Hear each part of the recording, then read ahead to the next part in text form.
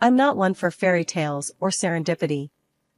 My life's pretty much been about balance sheets, tax codes, and making sure numbers line up just right.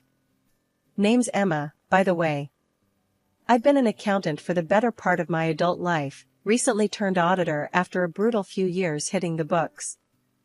That's the thing about me, when I set my sights on something, I get it done. No fluff, no fuss. This story kicks off on an unremarkable Tuesday. I was out hunting for a calculator, not just any calculator, mind you, but one of those fancy ones that can practically do your taxes for you. I found myself at this electronics sale downtown, thinking I'd swoop in and out. That's when the universe decided to throw me a curveball in the form of Alex. Alex was also in the market for a calculator, which I found out when we both reached for the last high-end model on the shelf. Our hands brushed, and I looked up into the most annoyingly charming face I'd ever seen. He had this cheeky grin like he'd won some sort of prize. "Looks like we've got ourselves a standoff," he said, his voice smooth but edged with amusement. I raised an eyebrow, not in the mood for games. I saw it first. I shot back, trying not to show any interest in the banter. But deep down, I was mildly entertained. "Oh, come on. Let's not start World War III over a calculator. How about we grab a coffee and talk it over?" he suggested, that grin still plastered on his face. The cafe was a little joint a few blocks away, quiet enough for us to chat. Turns out, Alex wasn't just some guy with a weird thing for calculators. He worked as a production director at his family's company, something to do with manufacturing that was miles away from my world of numbers. "So, you're like, what, a big shot at your company?" I asked, sipping my coffee, trying not to sound too impressed. He laughed, shaking his head. "Hardly. I just try to keep things running smoothly. It's my dad's business, really. I'm just the guy making sure we don't screw it up." The conversation flowed easier than I expected. Alex had a way of making you feel like you were the only two people in the room. He was curious about my work as an accountant, which no one outside of my profession had ever been before. "So you catch people trying to sneak a fast one with their finances?" he asked, intrigued. "Something like that. I make sure everything adds up. And when it doesn't, that's when I really get to work," I explained, warming up to the subject. "It's like being a detective, but for numbers." "Sounds intense. I can barely balance my checkbook without breaking a sweat," he admitted with a chuckle. We talked about everything and nothing, from our worst coffee experiences to the state of the economy. Before we knew it, hours had passed. Alex was easy to talk to, and for the first time in a long while, I felt genuinely relaxed. As the cafe started to hint at closing time, Alex finally broached the subject of the calculator again. "So, about our little standoff earlier," he began, trailing off, with a smirk. I laughed, realizing I'd almost forgotten about it. "Keep it. I've got a spare at home anyway," I conceded, feeling unexpectedly generous. "Only if you let me take you out for dinner. Consider it a thank you for the calculator, and for the company today," he countered, his tone hopeful. I hesitated, not used to making spur-of-the-moment decisions like this. But something about Alex made me want to throw caution to the wind, just this once. "Deal. But if you're late, I'm taking the calculator back," I joked, fully aware I was stepping into uncharted territory. Life after meeting Alex took a turn for the unexpected. Our coffee dates turned into dinner dates, and before I knew it, I was deeply entangled in a world far removed from my spreadsheets and financial reports. It wasn't just about numbers anymore, it was about us, building something together. One evening, Alex and I were lounging on my couch, a mess of Chinese takeout containers between us. We'd been seeing each other for a solid few months by then, and everything felt right. Comfortable, even. "So, Emma," Alex began, his tone a bit more serious than the casual banter we'd been sharing. "I've been thinking." I eyed him suspiciously, a half-eaten spring roll, paused, mid-air. "Thinking can be dangerous. What's up?" He chuckled, reaching for my hand. "Dangerous, huh? Well, I was thinking about us. About how good this feels. I don't want to scare you off, but I really see this going somewhere. I set the spring roll down, my appetite suddenly replaced by a swarm of butterflies in my stomach. I feel the same, Alex. It's been easy. You know, in a good way. Exactly. He was animated now, his eyes lighting up. So, I was wondering, what do you think about us moving in together? The question caught me off guard. Moving in together was a big step, a leap into a future I hadn't allowed myself to fully imagine yet. But looking into Alex's hopeful eyes, I couldn't find a single reason to say no. I think I'd like that, I replied, my voice steady despite the whirlwind of emotions inside me. Alex's grin could have lit up the room. Yeah? Yeah, I confirmed, my own smile mirroring his. Meeting Alex's family was the next natural step. His father, a self-made man with a firm handshake and a gaze that could either warm you up or freeze you out, welcomed me with surprising warmth. Emma, Alex hasn't stopped talking about you. Glad to finally meet the woman who's stolen his heart. His words were straightforward, no fluff, kinda like me. But it was Sarah, Alex's sister, who was a tougher nut to crack. As head of the purchasing department in their company, she eyed me like I was a column of numbers that didn't add up. So, an auditor, huh? Bet you're good at spotting any funny business. Her tone was loaded, like she was testing me. I do my best, I replied, keeping it cool, but friendly. I wasn't there to audit them, after all, just trying to make nice with the family. The wedding was nothing extravagant, just close friends and family. Alex and I weren't about the flash, we preferred something that felt more us. It was perfect, a testament to what we had together, solid and real without the need for show. 6 months into our marriage, I found out I was pregnant. Telling Alex was a moment I'll never forget. His face lit up like a kid on Christmas morning, and he scooped me up in his arms, spinning me around. We're going to be parents, Em. Can you believe it? We were over the moon, but sharing it with his family? We decided to break the news over dinner at his dad's place, the same house where I first met the old man and Sarah, who always looked at me like I was a puzzle she couldn't quite solve.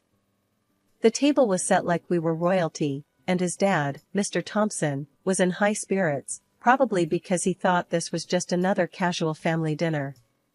Little did he know. So, Emma, Alex tells me you're settling in just fine at the new place. That true? Mr. Thompson asked, passing me the potatoes. Yeah, it's been great. Feels like home already, I replied, trying to sound as relaxed as possible, despite the butterflies doing somersaults in my stomach. Sarah was poking at her food, silent up until now. Must be nice, playing house. Hope you're not distracting my brother too much from work, she said, her tone sharp like she was aiming darts my way. Alex jumped in, before I could reply. Sarah, cut it out. Emma's been nothing but supportive. Plus, we've got some good news to share. He looked at me, nodding for me to go ahead. I took a deep breath. Well, the thing is, we're expecting a baby. You could have heard a pin drop. Mr. Thompson's fork paused midair, and even Sarah stopped her dart-throwing act to stare. A baby? Mr. Thompson finally broke the silence, his voice a mix of surprise and something else I couldn't quite place. Well, I'll be. Congratulations. This is wonderful news. He got up to hug us both, a wide grin spreading across his face. Sarah's reaction was cooler, forced even. Yeah, congrats. A baby, huh? That's big news. Her smile didn't quite reach her eyes, and I could tell this wasn't what she expected to hear. Mr. Thompson, oblivious to the tension, was already making grand plans. We'll need to celebrate properly. And think about the future too. A grandchild. This calls for a toast. He was already fetching his best bottle, the mood significantly lifted. The rest of the dinner passed in a blur of congratulations and plans for the future. Mr. Thompson was already joking about how the baby would take over the company one day, a comment that made Sarah's smile falter even more. Planning the baby shower wasn't even on my radar until Sarah brought it up out of the blue. We were at a family dinner, one of those where Mr. Thompson tries to make sure we all still liked each other. Sarah had been quieter than usual, which, if you knew Sarah, meant she was plotting something. Out of nowhere, she's like, "So, Emma, when's the baby shower? We should throw you one." Alex choked on his drink, and I swear, even Mr. Thompson looked like he'd seen a ghost for a second. Me? I was caught off guard. Hadn't really thought about it, I admitted, shooting a puzzled look at Alex, who shrugged. "Well, it's settled then. I'll organize it. It'll be at our place," Sarah announced, as if her deciding made it official. Alex tried to protest. "Sarah, you don't have to." But she cut him off. "Nonsense. It's what families do. Right, Dad?" Mr. Thompson, bless him, just nodded, probably too surprised or scared to disagree. So, it was settled. Sarah was throwing the baby shower, and I had this nagging feeling in my gut that her sudden generosity wasn't without strings. The day of the baby shower arrived, and honestly, it was more than I expected. The decorations were tasteful, the food was great, and Sarah played the part of the gracious hostess a little too well. Relatives I hadn't met yet were cooing over baby clothes and sharing unsolicited advice. It was all going surprisingly smooth, which should have been my first clue that something was up. Towards the end, just as people were starting to leave, Sarah made a show of clinking her glass to get everyone's attention. "Before we all go, I just want to say something," she started, her voice dripping with a sweetness that didn't quite reach her eyes. "Recently, we've had some things go missing in the house. Just small stuff, but still. I hate to ask, but could everyone just check their belongings? Just to be sure." The room went quiet. It was like one of those moments in a movie where you know something bad's about to happen. People started awkwardly rummaging through their bags and pockets, and I felt this sinking feeling in my stomach. "And Emma," Sarah turned to me, a smile plastered on her face, "I couldn't help but notice you putting something in your purse earlier. Mind showing us what it was?" My heart was racing. "Sure, Sarah. I've got nothing to hide," I said, my voice steady despite the panic setting in. I opened my purse and turned it upside down, letting its contents spill out on the table. Among the usual mess, a pair of diamond earrings clattered onto the surface. I froze. Those weren't mine. Sarah's smile widened. "Looks like we found our thief. We need to call the police." The room erupted into whispers, and I could feel every eye on me. I was mortified. "Those aren't mine. I swear," I managed to say, but my voice was barely above a whisper. Alex was by my side in an instant. "Enough, Sarah. We'll handle this ourselves," he said, his voice cold. The party broke up quickly after that. Accusations and confused goodbyes filled the air as people left. I was in a daze, the evening a blur of embarrassment and confusion. Once everyone was gone, I confronted Sarah. "Why would you do that? You know those aren't mine." Her response was a shrug. "Prove it." The ride home from the baby shower was like sitting on a ticking bomb. Alex was tight-lipped, hands clenched around the steering wheel, while I stared out the window, my mind racing. The silence between us was suffocating, but I was scared to break it, scared of what might come out. Finally, I couldn't take it anymore. "Alex, you believe me, right? Those earrings. I've never seen them before tonight." He glanced at me, his jaw working like he was chewing on the words, before spitting them out. "Of course, I believe you. It's just. Sarah wouldn't do something like this without a reason. It doesn't make sense." The next morning was awkward. Alex was trying, I could tell. He made breakfast, something he never did, and kept shooting me these little looks like he was checking if I was still there with him. "I talked to my dad. He wants us to come over, talk about what happened," Alex said, breaking the silence over eggs and toast. I put my fork down, appetite gone. "And what? Defend myself? Prove I'm not a thief?" It's not like that, Em. He's just concerned. We all are. Alex tried to explain, but his words felt like band-aids on a bullet wound. At Mr. Thompson's house, the air was charged. Sarah wasn't there, probably for the best, because I wasn't sure I could handle seeing her without lunging across the room. Mr. Thompson looked like he was carrying the weight of the world on his shoulders, a look I hadn't seen before. Emma, Alex tells me there's been a misunderstanding. He started, his voice heavy. A misunderstanding? I repeated, incredulous. Your daughter accused me of stealing, in front of everyone. How is that a misunderstanding? Mr. Thompson sighed, a deep, weary sound. Sarah has her reasons for doing things. Sometimes, they're not clear to the rest of us. So, her reasons justify publicly humiliating me? I couldn't keep the bitterness out of my voice. It's not like that. We just need to get to the bottom of this, Alex interjected, but I was beyond listening. The days following the disaster of a baby shower were tense. Alex and I were tiptoeing around each other, and around the issue with Sarah, like it was a sleeping dragon. Neither of us wanted to poke it, but we both knew it was there, breathing fire on everything. It was late one evening, the kind where the silence feels too loud, that Alex finally broke.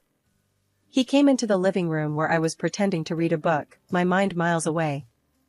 That's when the unexpected happened. Alex's phone rang, and the look on his face when he saw the caller ID was enough to freeze my blood. It was his dad. Hey, Dad. What? Now? Alex's voice was tense, his brows furrowed.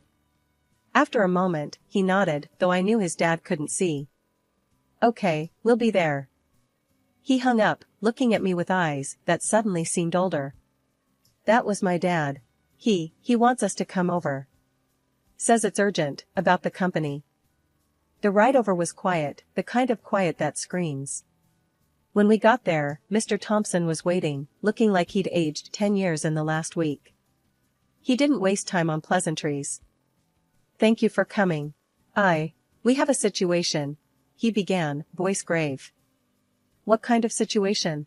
Alex asked, straight to the point. It's the company. We're in trouble. Financial trouble, Mr. Thompson admitted, his usual strength wavering. My heart sank. What happened? I couldn't help but ask, the auditor in me needing to know. Mr. Thompson sighed, a long, tired sound. It's a lot of things. Bad deals, lost contracts. But there's more. I found discrepancies in the accounts. A lot of money's gone missing. Alex looked like he'd been punched. How? How did this happen? That's the thing. It seems like it was on purpose. Someone's been sabotaging the company from the inside. I felt cold, a dread settling in. Do you know who? The question hung in the air, heavy. Mr. Thompson met my eyes, then Alex's. I have my suspicions. It's why I needed to talk to you both. It's Sarah. The name dropped like a stone, sinking everything with it. Alex went pale. Sarah? But why? How can you be sure? I'm not completely. That's why I need your help, Emma. You're an auditor. You see things others don't. I need you to look into the company's accounts, discreetly. It was a lot to process. My mind was racing, thoughts tumbling over each other. I'll do it. I'll help you get to the bottom of this. The first step was getting access to all the financial documents, which Mr. Thompson provided without hesitation. Everything's in the company's server. I've given you full access, he had said, looking older and more tired than I remembered. Find whatever you can, Emma. We're counting on you. Armed with my laptop and a pot of coffee that seemed to perpetually refill itself, I set up shop in our home office. Alex, bless him, tried to help where he could, but numbers were never his strong suit. I feel like I'm looking at hieroglyphics, he admitted one evening, squinting at the screen over my shoulder. It's not so different, actually. Each number tells a story, I said, half joking. You just need to know the language. The deeper I dug, the uglier the picture became. There were transactions that made no sense, contracts signed with companies that seemed to exist only on paper, and payments for goods that were either never delivered or grossly overpriced. "Look at this," I pointed out to Alex, showing him an invoice for materials that was 3 times the market rate. "This is textbook kickback territory." He looked at the figures, his brow furrowing. "But why? Why would Sarah do this? It doesn't make any sense." Anger and frustration were simmering beneath the surface of his voice. I knew he was struggling to reconcile the sister he thought he knew with the evidence we were uncovering. One evening, after a particularly long session of cross-referencing invoices with delivery notes, Alex let out a deep sigh.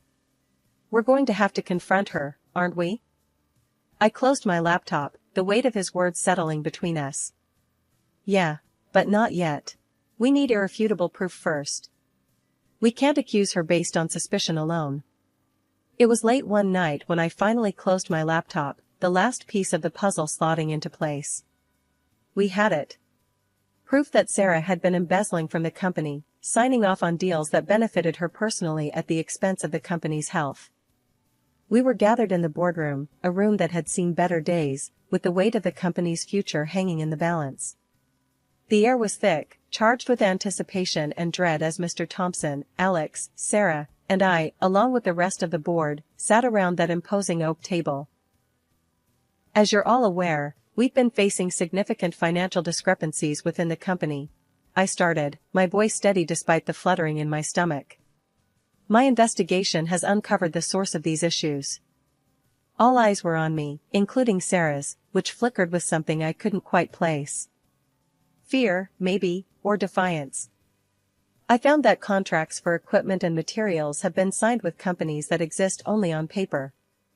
These contracts were grossly overpriced, and the equipment and materials supplied were either faulty or of subpar quality," I continued, laying out the evidence for everyone to see. The room was silent, the gravity of my words sinking in. I glanced at Alex, who gave me a small nod of encouragement. "Furthermore, these transactions were arranged through figureheads, and it appears that personal remuneration was received for facilitating these deals. The total damage to the company amounts to more than $3 million, not to mention the severe impact on our reputation and the quality of our products." Gasps filled the room, and I saw Mr. Thompson's face harden with each word I spoke. "And who," Mr. Thompson's voice cut through the tension, "was responsible for these transactions?" All eyes shifted to Sarah as I said, "The evidence points to our head of procurement, Sarah Thompson." The color drained from Sarah's face as the realization of her exposure hit her. Mr. Thompson looked as if he'd been slapped, the betrayal by his own daughter a blow he hadn't seen coming. "Sarah, how could you?" Mr. Thompson's voice was a mix of anger and heartbreak. "You've not only betrayed this company, but your own family." Sarah shot up from her seat, her voice shaky, but defiant. "I did what I had to. I deserved recognition, a chance to prove myself, but all you ever cared about was Alex and now her." She spat, pointing at me. Mr. Thompson was on his feet now, his usual composure shattered. "You've done irreparable harm. I am disowning you and disinheriting you. You will face the full extent of the law for what you've done." The room erupted into chaos, with board members whispering among themselves, shock written all over their faces. The sound of police entering the room to detain Sarah was almost surreal, a stark reminder that the consequences of her actions were very real. After the storm had passed, and Sarah had been taken away, Mr. Thompson turned to me, his eyes softening. "Emma, you have done this company, and this family, a great service. You've shown a strength and integrity that is rare. Thank you." After all the dust settled and Sarah faced the music, getting slapped with an 8-year sentence, things started to shift for us. Not only did she have to cough up a chunk of change to the company for all the mess she caused, but she also had to pay me directly. Yeah, for that stunt she pulled with the earrings, trying to paint me as a thief. In the midst of all this chaos, life threw us a beautiful curveball. I gave birth to our little bundle of joy, a healthy baby who brought so much light into our lives. It was like, amidst the storm, we found our sunshine. And let me tell you, This kid has a special bond with their granddad. Whenever we visit Mr. Thompson, it's heart-melting to see them together. The old man's face lights up in a way I've never seen before. It's pure love, no two ways about it. Amidst adjusting to new motherhood and all, I took a giant leap, started my own auditing firm. Yeah, took all that mess and turned it into a mission. Now, I'm out here helping folks straighten out their books, catching mistakes, and stopping fraud before it can even start. It's tough work, but someone's gotta do it. Plus, having gone through what we did with the family company, I've got a personal score to settle with any sort of financial foul play.